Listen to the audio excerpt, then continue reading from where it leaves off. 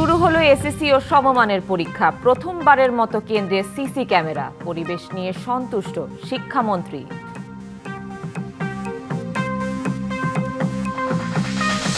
তেলের পাম্পের লাইনেই যাচ্ছে ঘন্টার পর ঘন্টা। ছিটেফোঁটা নেই উন্নতি। কোরবানির ঈদের আগেই সমন্বয় করা হবে বাসের ভাড়া।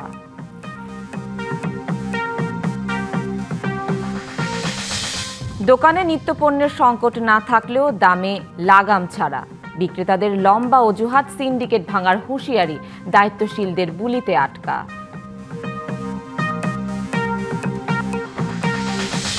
জ্বালানি মন্ত্রীকে নিয়ে কটূক্তির মামলা। কুষ্টিয়া ৩ আসনে জামায়াতের সংসদ সদস্য আমির হামজার বিরুদ্ধে গ্রেফতারি পরোয়ানা জারি।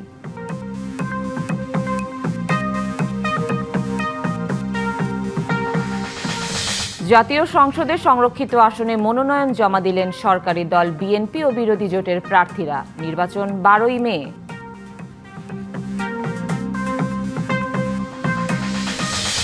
এবং ইরানের সাথে যুদ্ধবিরতির মেয়াদ বাড়ার সম্ভাবনা ক্ষীণ, জানালেন ট্রাম্প।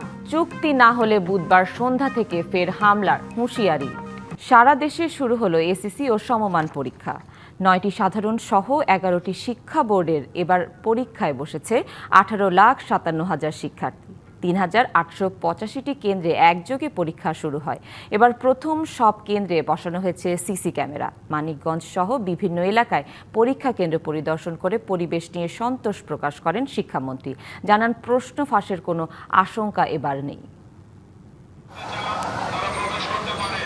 পরীক্ষা শুরু হয় সকাল 10টায়। তবে নানা রকম ভোগান্তি এড়াতে তার ১.৫ ঘন্টা আগে থেকেই কেন্দ্রে প্রবেশের সুযোগ দেয়া হয় শিক্ষার্থীদের। তাই বেশিরভাগ অভিভাবকই আগেভাগেই কেন্দ্রে আসেন সন্তানদের নিয়ে। প্রথমে ৩০ মিনিট অনুষ্ঠিত হয় বহু নির্বাচনী পরীক্ষা, পরে শুরু হয় লিখিত। প্রথমবার কেন্দ্রে বসানো হয়েছে ক্লোজ সার্কিট বা সিসি ক্যামেরা, যাতে কেন্দ্রীয়ভাবে মনিটর করা যাচ্ছে পরীক্ষা কার্যক্রম। এদিকে পরীক্ষা শুরুর পর বিভিন্ন কেন্দ্র পরিদর্শন করেন শিক্ষামন্ত্রী এহসানুল হক মিলন। তার এই সফর ছিল আকস্মিক। যে কয়েকটি সেন্টারকে ভার্নারেবল অর্থাৎ ঝুঁকিপূর্ণ বলেছিল, সেগুলিকে পরিদর্শনে গিয়েছিলাম। পরীক্ষা কেন্দ্রটি ভালো, সুন্দর পরীক্ষা হচ্ছে। পরবর্তী পরীক্ষাগুলো আমি যতটা সম্ভব মনিটরিং করব। এর মাঝে যদি কোনো অপ্রীতিকর ঘটনার কোনো সংবাদ আপনারা পেয়ে থাকেন, তাহলে আমাকে জানাবেন। প্রথম দিনের পরীক্ষায় কোনো অনিয়মের খবর পাওয়া যায়নি। কেন্দ্রের নির্দেশিত সব নিয়ম মানার চেষ্টার কথা জানান দায়িত্বরতরা। সিসি ক্যামেরা দিয়ে দেখা যাচ্ছে সবাই কিন্তু চমৎকার পরিবেশে পরীক্ষা দিচ্ছে। আমাদের শিক্ষকরা সেভাবে সহযোগিতা করছে। অর্থাৎ একজন পরীক্ষার্থী যেভাবে পরীক্ষা দেওয়া দরকার, টোটাল মেনটেন করেই ওরা পরীক্ষা দিচ্ছে। এদিকে সন্তানদের কেন্দ্রে প্রবেশ করিয়ে দিয়ে বাইরে অধীর অপেক্ষায় ছিলেন অভিভাবকরা। আশা আর সম্ভাবনার সাথে ছিল মানসিক চাপও। তো আশা করি কোনো প্রবলেম হবে না এবং যথেষ্ট ভালো পরীক্ষা দিবে, এটা আমাদের বিশ্বাস, এবং ভালো ফলাফল আসবে। আশা করি সব বাচ্চারাই ভালো করুক। এখন আল্লাহ জানে, তাদের তো প্রিপারেশন মোটামুটি আছে, যেহেতু তারা শর্ট সিলেবাসে পরীক্ষা দিচ্ছে। প্রস্তুতি বলতে গেলে আছে ইনশাল্লাহ ভালো, তারপরে একটু বাচ্চারা একটু নার্ভাস। 20 মে শেষ হবে তত্ত্বীয় পরীক্ষা। পরে 7 থেকে 14 জুনের মধ্যে শেষ করতে হবে এসব শিক্ষার্থীদের ব্যবহারিক পরীক্ষা। মনিরুল সোহাগ, ডিবিসি নিউজ, ঢাকা। মাত্র 9 মাসে নতুন সিলেবাসে পরীক্ষা হওয়ায় প্রস্তুতির সময় ছিল সীমিত। ফলে শিক্ষার্থীদের ওপর বেড়েছে মানসিক চাপ। পরীক্ষার হলে প্রবেশের আগে তাই বইয়ের পাতায় শেষবার চোখ বুলানো আর খাতার পাতায় সময়কে পেছনে ফেলার লড়াই প্রতিটি পরীক্ষার্থীর। তবে পরীক্ষা শেষমেশ ভালো হয়েছে বলেই জানায় শিক্ষার্থীরা। হাতে সময় মাত্র 3 ঘন্টা। শেষ মুহূর্ত পর্যন্ত খাতায় লিখে চলেছে শিক্ষার্থীরা। নতুন সিলেবাস, অল্প সময়ের প্রস্তুতিতে কেন্দ্র জুড়ে চাপ আর উদ্বেগ। আবার কড়া নজরদারি, সিসি ক্যামেরা আর কঠোর নিয়মে কিছুটা ভীত সন্ত্রস্ত শিক্ষার্থীরা। তবে প্রথম বোর্ড পরীক্ষায় অংশ নিতে পেরে আনন্দিত অনেকেই। যেহেতু প্রথম পরীক্ষা, এই জন্য একটু নার্ভাস ফিল হচ্ছে, এছাড়া আর কোনো ফিলিংস আপাতত হচ্ছে না। ফার্স্ট বোর্ড এক্সাম হিসেবে অনেক বেশি নার্ভাস লাগতেছে, কিন্তু প্রিপারেশন ভালো। আমাদের সবার মধ্যে কনফিডেন্স আছে যে আমরা সবাই ভালো পারবো। অন্যদিকে অভিভাবকরা বলছেন, হঠাৎ পরিবর্তিত সিলেবাস, অল্প সময়ের প্রস্তুতি আর কঠোর নিয়ন্ত্রণ সব মিলিয়ে তৈরি হয়েছে চাপ ও অনিশ্চয়তার পরিবেশ। বই বদলাইলো, তারপরে সিলেবাস ঠিক নাই, স্কুলে পড়ালেখা নাই, প্রাইভেটে পড়তে হয়। তো এই অল্প দিনের মধ্যে যে এরা পরীক্ষা দিতে আসে, তারপরও নানান ধরনের শিক্ষামন্ত্রী যে ব্রিফিং দিয়ে আসছে, এই ব্রিফিংয়ে তো ছাত্ররা আরোই হয়ে গেছে। সিসি ক্যামেরা লাগানো আছে, ওরা ভয়ে মানে আগে থেকে আতঙ্ক হয়ে আছে। প্রথম থেকে যে ধরনের কথাবার্তা শুনছি এগুলোতে তো একটু নিজেরাও নার্ভাস, ওরাও একটু নার্ভাস। সামগ্রিক ব্যবস্থাপনা ও অভিভাবকদের ভোগান্তি কমাতে সুশৃঙ্খল পরিবেশ বজায় রাখার আহ্বান কেন্দ্র কর্তৃপক্ষের। আমাদের এখানে 7টা প্রতিষ্ঠানের 1534 জন পরীক্ষার্থী আছে। 65টা সিসি ক্যামেরা বর্তমান বিদ্যমান আছে। আমাদের 40টা রুমের মধ্যে এবং আমাদের প্রতিষ্ঠানটি পুরোপুরি সিসি ক্যামেরার আওতাধীন এবং আমাদের এটা কেপিআই এলাকা হওয়ার কারণে বিদ্যুৎ সংকটের কোনো সমস্যা নেই। খুব সহি সালামতে আমরা পরীক্ষা নিচ্ছি এবং আশা করি নিতে পারবো ইনশাল্লাহ। শিক্ষা ব্যবস্থায় পরিবর্তন প্রয়োজন হলেও মানসিক প্রস্তুতির জন্য সময় দেওয়ার আহ্বান শিক্ষার্থী ও অভিভাবকদের। Manjuma Afroz Nilima, DBC news, Dhaka. হঠাৎ করে জ্বালানি তেল ও গ্যাসের দাম বৃদ্ধিতে প্রভাব পড়েছে জনজীবনে। আবার তেলের দাম বাড়লেও পাম্পের লাইন কমার কোনো লক্ষণই নেই। সেই সাথে পরিবহন ভাড়া, নিত্যপণ্যের দাম বাড়ায় নিম্ন ও মধ্যবিত্তরা পড়ছেন চরম সংকটে। মধ্যপ্রাচ্যে যুদ্ধ শুরুর পর থেকেই আন্তর্জাতিক বাজারে তেলের দাম এই কমে তো এই বাড়ে। এই ইঁদুর দৌড়ে চিড়েচ্যাপ্টা বিভিন্ন দেশ, বাংলাদেশ যার সবচেয়ে ভুক্তভোগী। তেলের দাম বাড়ানোর পরও পাম্পের দৃশ্যে কোনো পরিবর্তন নেই। সেই লাইন, সেই দুর্ভোগ, সেই অনিশ্চয়তা।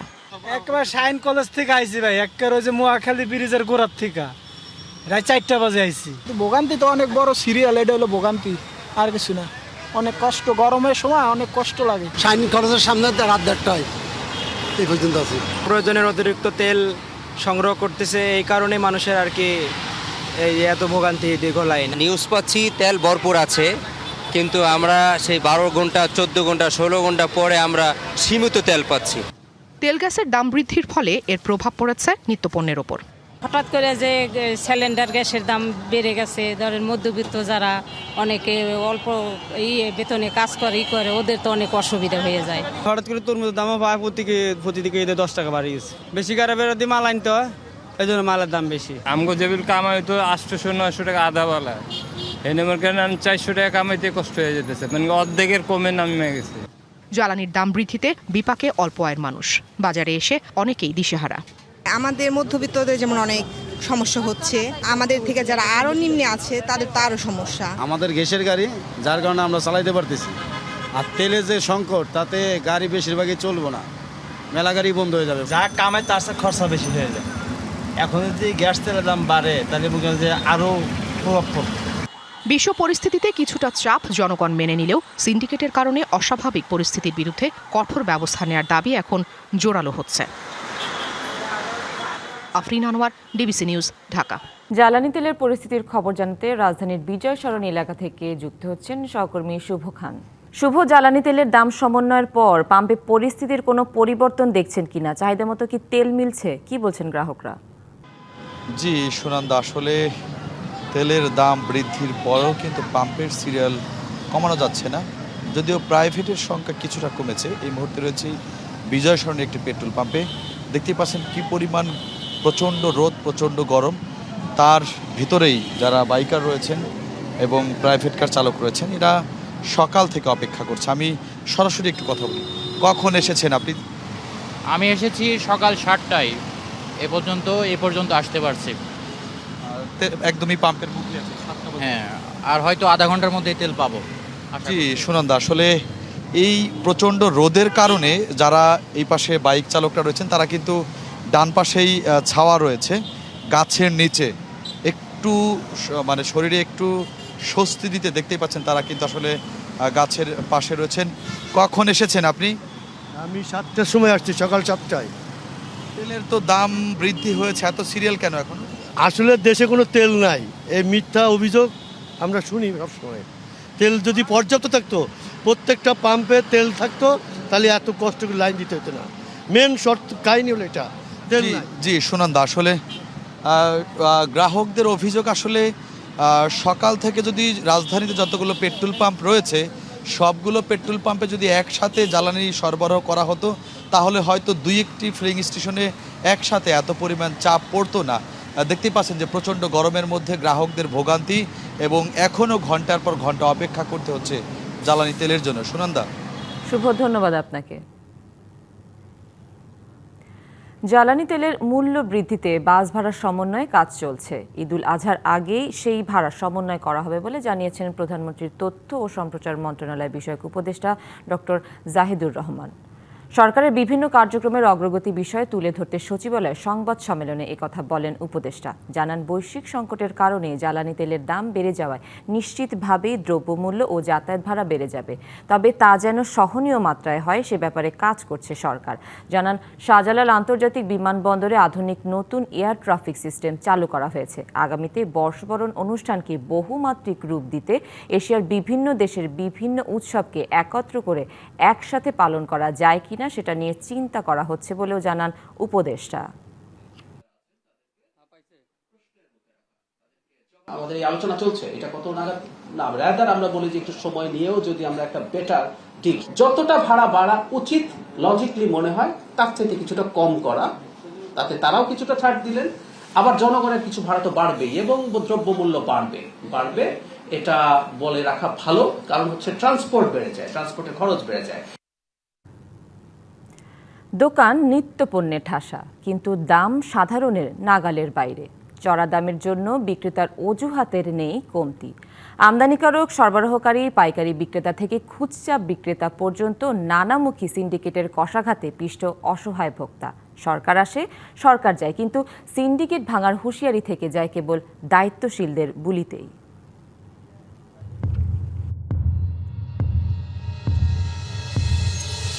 হিউজ তেল আছে কিন্তু ওনারা দিচ্ছে না, ইচ্ছাকৃতভাবে তেল অফ করে রাখছে। ভিআইপি গাড়ি ঢুকছে, ওদের সুপারিশের গাড়ি ঢুকছে, ওদের টাকা গাড়ি ঢুকাচ্ছে, ওদিক দিয়ে ফুল ট্যাঙ্কি করে দিচ্ছে আর আমাদেরকে ভোগান্তি।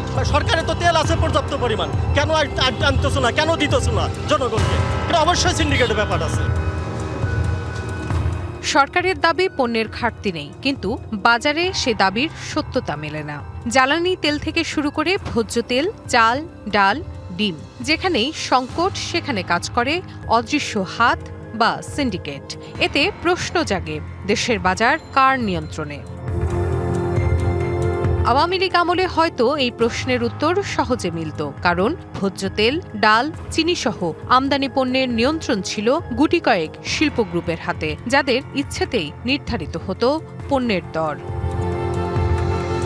কিন্তু গণঅভ্যুত্থানের পর বিতর্কিতরা পালিয়ে গেলেও বাজারে সক্রিয় ছিল সিন্ডিকেট।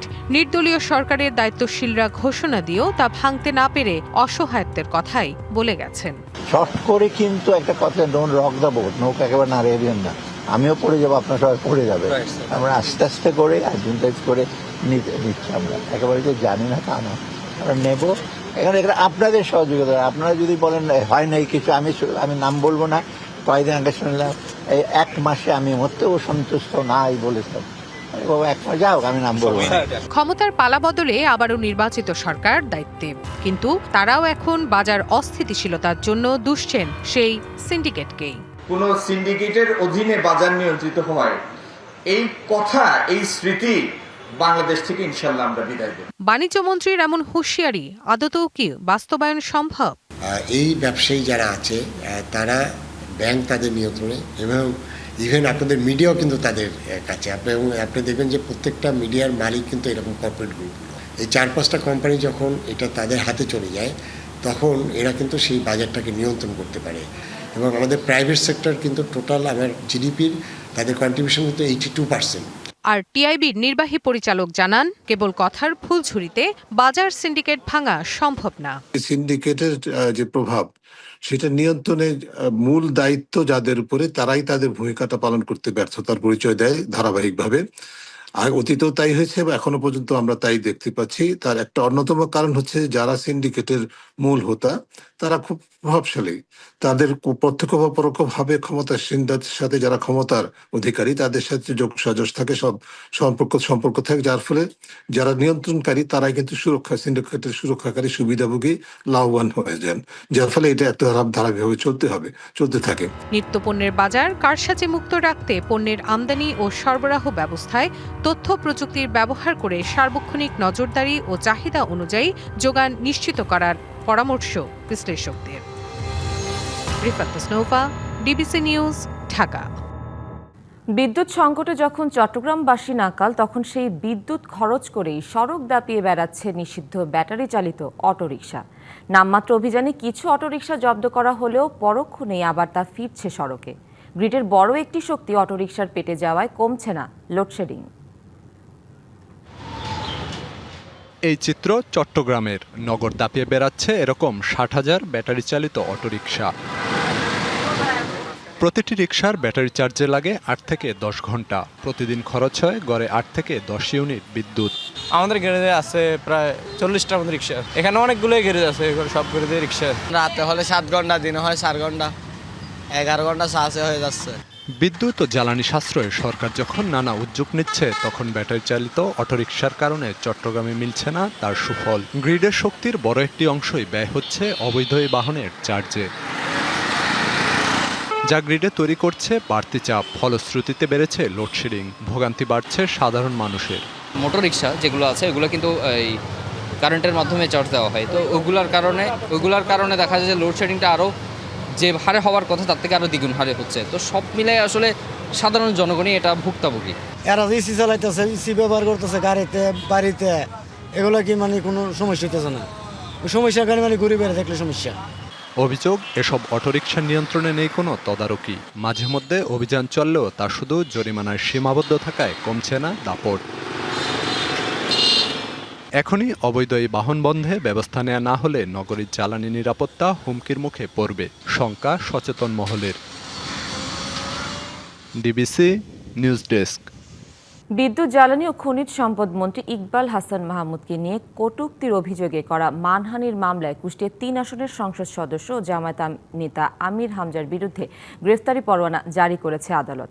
বেলা 12:15টার দিকে তার বিরুদ্ধে গ্রেফতারি পরোয়ানা জারি করেন সিরাজগঞ্জের চৌহালি উপজেলা আমলি আদালতের বিচারক। এর আগে আমির হামজাকে 19শে এপ্রিল আদালতে হাজির হওয়ার নির্দেশ দিয়ে সমন জারি করেছিলেন বিচারক। তবে হাজির না হওয়ায় তার বিরুদ্ধে এই আদেশ দেন তিনি। গত 26শে মার্চ বিদ্যুৎ, জ্বালানি ও খনিজ সম্পদ মন্ত্রী ইকবাল হাসান মাহমুদ 1971 সালের মুক্তিযুদ্ধ ও বীর মুক্তিযোদ্ধাদের সম্মান জানিয়ে একটি বক্তব্য দেন। সেই বক্তব্যকে ঘিরে জুম্মার নামাজের খুতবার আগে আলোচনায় তাকে নাস্তিক ও ইসলাম বিদ্বেষী বলে কটূক্তি করেন আমির হামজা। পরে তার বিরুদ্ধে একাধিক মানহানির মামলা করা হয়। আমাদের গণপ্রজাতন্ত্রী বাংলাদেশ সরকারের মাননীয় মন্ত্রী জনাব ইকবাল হাসান মাহমুদকে কটূক্তি করেছিল, তাকে নাস্তিক বলেছিল। আমরা ক্ষুব্ধ হয়ে তার বিরুদ্ধে মামলা করেছিলাম গত 2 এপ্রিল। মাননীয় আদালত বিজ্ঞ অতিরিক্ত চিফ জুডিশিয়াল ম্যাজিস্ট্রেট তার বিরুদ্ধে গ্রেপ্তারি পরোয়ানা জারি করেছে। আমি আশা করতেছি উনি অবশ্যই আইনের আওতায় উনি আসবেন, কারণ আইন সকলের জন্যই সমান। জাতীয় সংসদে সংরক্ষিত আসন 50টি। এই আসনগুলোতে নির্বাচনের জন্য নির্বাচন কমিশনে মনোনয়নপত্র জমা দিয়েছেন সরকারি দল, বিএনপি ও বিরোধী জোটের প্রার্থীরা। নির্বাচিত অনুষ্ঠিত হবে 12ই মে। সংরক্ষিত আসনে মনোনয়নপত্র জমা দেওয়ার শেষ দিনে সকাল থেকেই প্রার্থীরা রাজধানীর আগারগাঁওয়ে নির্বাচন ভবনে আসতে শুরু করেন। প্রথমেই জামাতের নেতৃত্বাধীন 11 দলীয় জোটের 13 জন প্রার্থী একই সাথে মনোনয়নপত্র জমা দেন। রিটার্নিং অফিসারের কাছে মনোনয়ন জমা দেওয়ার শেষে সভাকক্ষে ইসি রিটার্নিং সচিব আক্তার আহমেদ সহ রিটার্নিং অফিসারের সাথে বৈঠকে বসেন তারা। পরে ব্রিফ করেন জামাতের সেক্রেটারি জেনারেল হামিদুর রহমান আজাদ। 11 দলীয় ঐক্য 13টি আসন তার ন্যায্য প্রাপ্ত ইচ্ছা সেই অনুযায়ী আজকে নমিনেশন পেপার দাখিল করেছে। আমরা 8টি আসন আমাদের দলের জন্য, রেশিও অনুযায়ী এনসিপির একটা, আমরা বাকি 4টা আসনকে আমাদের শরিক দলের জন্য আমাদের জোটকে আমরা অ্যাকোমোডেট করেছি। বিএনপি প্রার্থীরাও একে একে আসেন মনোনয়ন জমা দিতে। আমার প্রথম এজেন্ডাই হচ্ছে মানে মানুষের সেবা করা, মানুষকে খুশি করা। সো মানুষকে খুশি করার জন্য যা যা করার দরকার আমি প্রত্যেকটি সেক্টরে কাজ করার চেষ্টা করব। আমাদের যে বিএনপির স্লোগান সবার আগে বাংলাদেশ, সেটাকে মাথায় রেখে বাংলাদেশকে আমরা বিশ্বের মঞ্চে কিভাবে আমরা পৌঁছে দিব আমাদের উন্নয়নের সপক্ষে, সেটি আমার প্রথম এবং প্রত্যাশা। জাতীয় সংসদের সংরক্ষিত আসনে মনোনয়নপত্র বাছাই 22 ও 23শে এপ্রিল। নির্বাচন হবে 12ই মে। Humaira Faruqui, DBC news, Dhaka. আবাসন ব্যবসায়ীদের সংগঠন রিহাবের নির্বাচন নিয়ে সৃষ্টি হয়েছে মতবিরোধ। পরাজিত পক্ষ বলছে কারচুপি হয়েছে।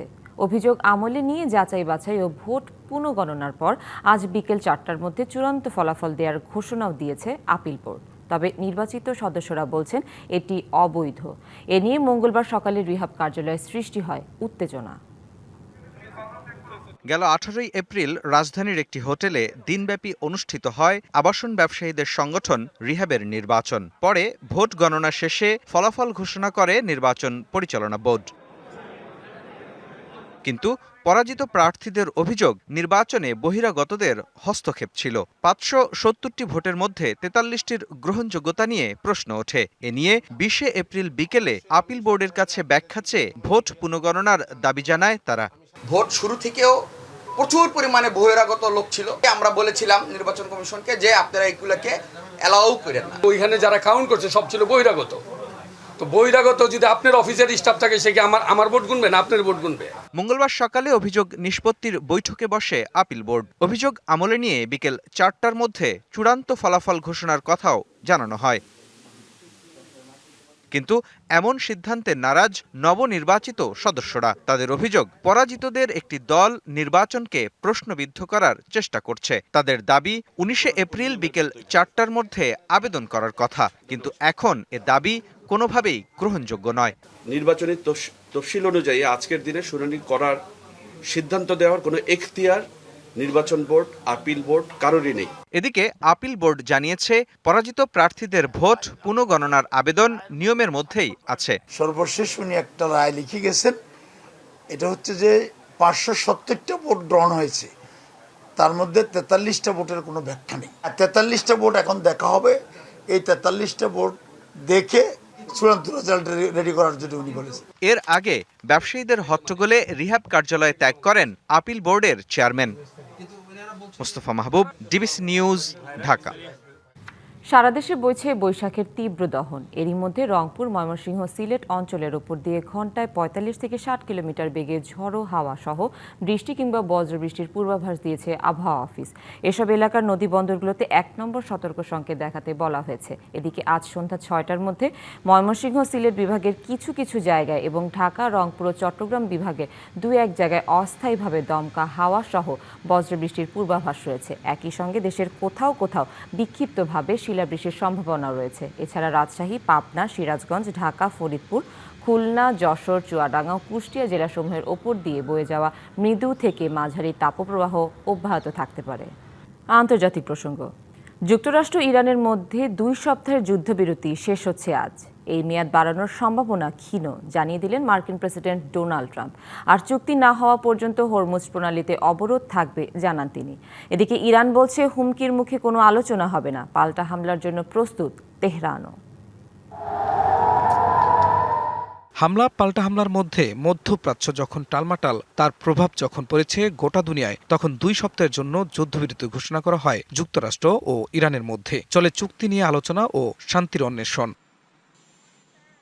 সেই যুদ্ধবিরতির সময় ফুরিয়ে যাচ্ছে আজ। মার্কিন সংবাদ মাধ্যম CNN-এর এক প্রতিবেদনে বলা হয়, ব্লুমবার্গকে দেয়া টেলিফোন সাক্ষাৎকারে ট্রাম্প জানান, সুনির্দিষ্ট চুক্তি না হলে আবারও শুরু হবে সামরিক হামলা। চুক্তি নিয়ে কোনো তাড়াহুড়ো করতে রাজি নন বলেও জানান তিনি।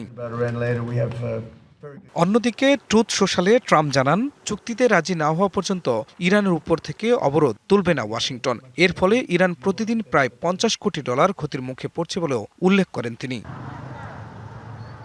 এদিকে হুমকি কিংবা চাপের মুখে কোনো আলোচনায় বসবে না বলে স্পষ্ট জানিয়েছে ইরানের শীর্ষ নেতৃত্ব। একই সঙ্গে আলোচনায় ব্যর্থ হলে নতুন সামরিক সক্ষমতা প্রকাশের প্রস্তুতির ইঙ্গিতও দিয়েছে তেহরান। যুক্তরাষ্ট্রের প্রতি পুরনো গভীর অবিশ্বাস এখনও আছে বলে জানিয়েছেন ইরানের প্রেসিডেন্ট মাসুদ পেজেশকিয়ান। তবে প্রতিশ্রুতি রক্ষা হলে সংলাপ সম্ভব, কিন্তু কোনো চাপের কাছে ইরান নত হবে না বলেও এক্সে দেয়া বার্তায় জানান তিনি। ইরানের পার্লামেন্ট স্পিকার বাগের গালিবাফ সামাজিক যোগাযোগ মাধ্যম পোস্টে বলেন, ডোনাল্ড ট্রাম্প অবরোধ আরোপ এবং যুদ্ধবিরতি লঙ্ঘনের মাধ্যমে আলোচনার টেবিলকে আত্মসমর্পণের টেবিলে রূপ দিতে চাইছেন।